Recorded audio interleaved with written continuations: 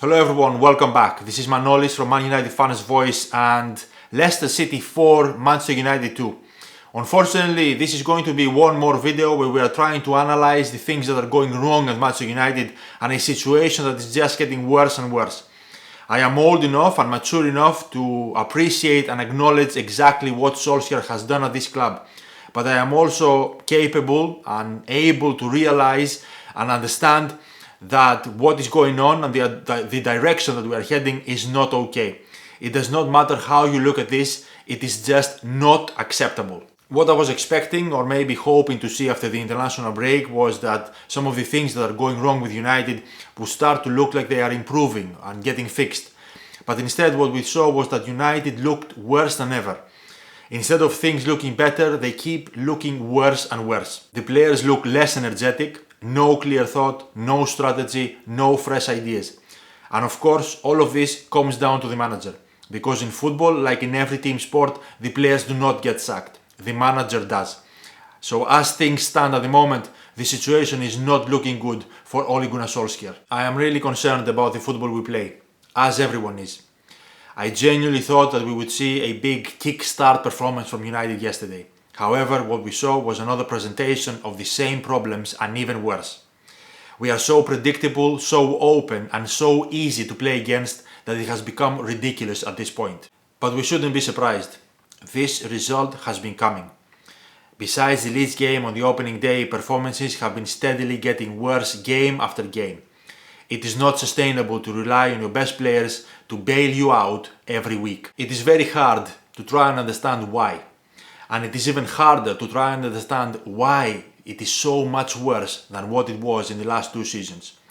But ultimately, the coaches will have to take the hit if they can't get the players sharp enough in training to make them perform as they should on a match day. It needs a big turnaround now. It probably needs a miracle. And then in January, we need a proper defensive midfielder. Solskjaer has to take full responsibility and full blame for starting 𝗟𝗡𝗏 yesterday. That decision was based on one training session. That decision made absolutely no sense. You have 𝗟𝗡𝗏𝗏𝗜. You have just given him a new 3-year contract. And you choose to play 𝗟𝗏𝗏, who has just trained once before this game and who has a body type that needs to be 100% fit in order to be able to play and perform properly. And you choose him over 𝗏𝗏𝗏𝗏𝗏. It makes absolutely no sense in any way. And that is why this is on the manager. There was no need to rush 𝗟𝗏𝗏𝗏 back when he is not fully match fit. That was a bad decision. Maguire's standards have dropped this season compared to last, but I will never blame a player who is starting a game when they shouldn't because of an injury. You have to start 𝗏𝗏𝗏𝗏 and put Harry on the bench. It is completely wrong and unfair to start players who are not match fit when you do have options. One more big problem for United at the moment is trying to find a way to fit Cristiano Ronaldo in that team. Because the plan and the way Solskjaer wants United to play does not go well with what Cristiano does. We all know that the initial plan was not to sign Cristiano Ronaldo and that we only did that because he was very close to joining Manchester City. And the argument made by some people that Cristiano is not good for United at the moment is kind of understandable. But we are talking about one of the greatest footballers that have ever played the game. Solskjaer must find a way to get the best out of Ronaldo. Once United secured the signings of Sancho and Varane, the next correct action should be to sign a central defensive midfielder and a right back. Cristiano Ronaldo does not solve those gaps. Having Ronaldo now means that Rashford, Greenwood and Sancho cannot play all together. And that was the initial plan. Manchester United tried to be a bit more progressive against Leicester and it was an absolute disaster. It is a big problem when you have a striker that cannot be dropped. It means that you cannot play any other system. And it also means that Bruno is massively compromised behind Cristiano Ronaldo. Up to now, they simply do not mix. But regardless of if signing Ronaldo was part of the initial plan or not, and we all know it wasn't, Solskjaer did approve the signing. So when you have one of the greatest ever players playing for your team, your job as a manager is to make it work. But the big question now is, how do you make it work? At the moment, personally, I don't have the answer to that question. But what I do know is that in this game we saw why Solskjaer prefers playing McTominay and Fred. We tried to play with less aggression in the midfield and we were massively punished. If we continue to play with a midfield pivot, our best choices with the squad that we have at the moment are Scott McTominay and Fred. But I still believe it is too simple and lazy to suggest that all of these problems are down to coaching. Think of it. 2019-2020 season, our expectations were probably to finish 5th or 6th. We finished 3rd. 2020-2021 season, our expectations, or maybe better, our hopes, were to finish 4th. We finished 2nd. The coaching team, Solskjaer, Carrick, McKenna, the same as now. I also believe it is naive to start scapegoating individual players. Aside David De Gea, they were all dreadfully poor. In fact, they've been most of the season. They have all played the part in this absolute mess that we are in now. You lose together, you win together. Of course, Solskjaer is going to take the blame, and deservedly so. But these players need to take some responsibility. We constantly talk about individual brilliance as if it is the only thing we do. But what about individual mistakes that keep costing us points consistently? The support for Ole from 𝗦𝗢𝗖𝗜𝗏 fans is still there, but the belief that he can win us a title is fading away. He has built the best squad we've had in years, but now things are not going as planned. It has always been simple. I will never ask for Solskjaer or any manager to get sacked under any non-outrageous circumstances, even if I thought that a change would be beneficial. I've never treated football that way. If Solskjaer gets replaced, I will support the new manager with everything I have. The pressure that Solskjaer is under comes from the great job he has done assembling the players that he has at his disposal. So the only options available now are success or the sack. And we can all have our opinions about if he's good enough or not. But in my opinion, the 𝗦𝗢𝗖𝗏 fans will still sing his name at every game while he is in charge. And that is not called blind faith. It is called proper, old-fashioned support for your team. I have personally defended Ole as much as anyone on here, and I think it is fair to say that he has brought United back to life from a very dark place. We wouldn't be talking title expectations if it wasn't for Ole Gunnar Solskjaer.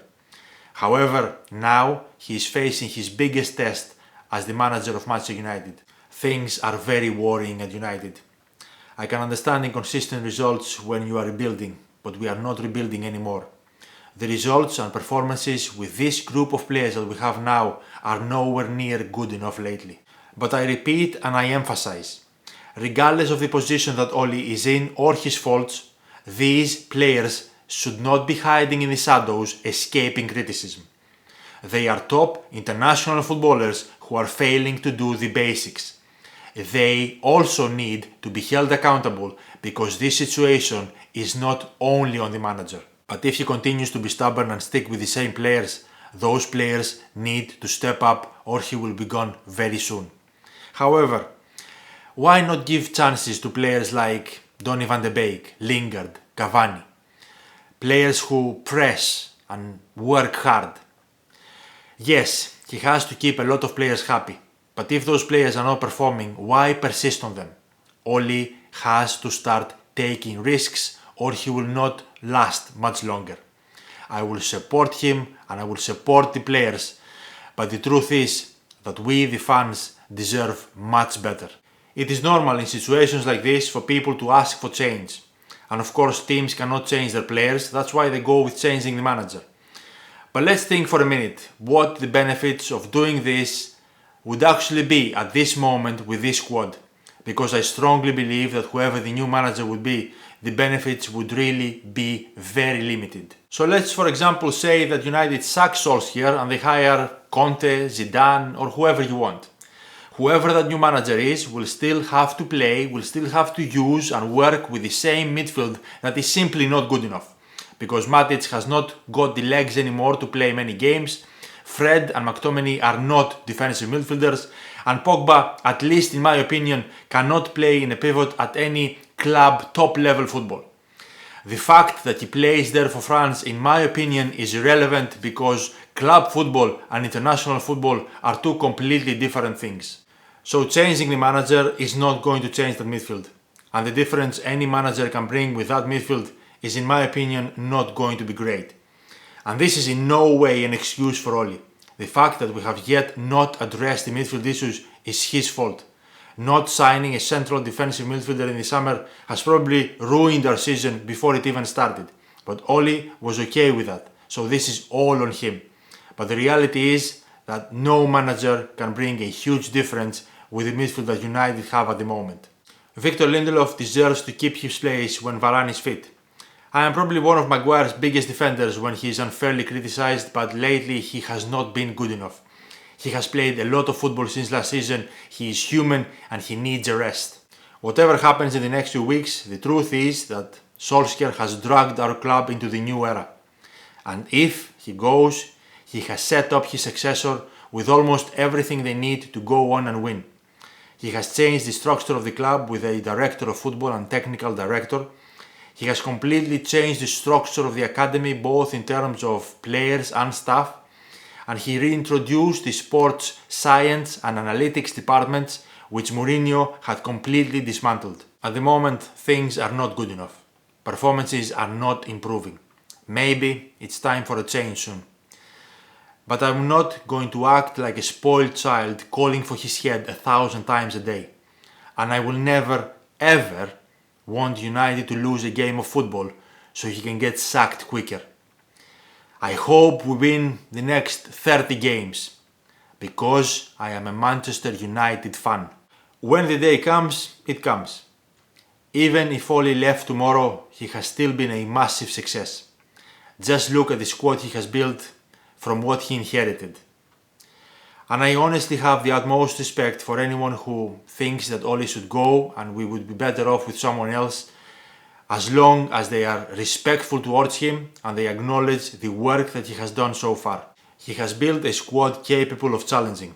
He has brought United back and I will always be grateful for that. Now we need a manager that can take us to the next level. Is Solskjaer that man? At the moment, it looks like he isn't. But I do not remember reading or hearing this abuse for Moyes, Van Gaal or Mourinho. Yes, he deserves to be criticised. Yes, he deserves to be questioned because he is the manager of Manchester United. But he does not deserve abuse. Whatever happens, at least I can hold my head high as someone who has never stopped supporting. Unlike some so-called fans, I am a true Manchester United fan. And nothing and no one can take that away. Just be respectful until the end. That is all I'm asking. Ole Gunnar Solskjaer is a club legend no matter what happens from here. And if he does get sacked, I will be very proud I fully supported and backed him until the very end.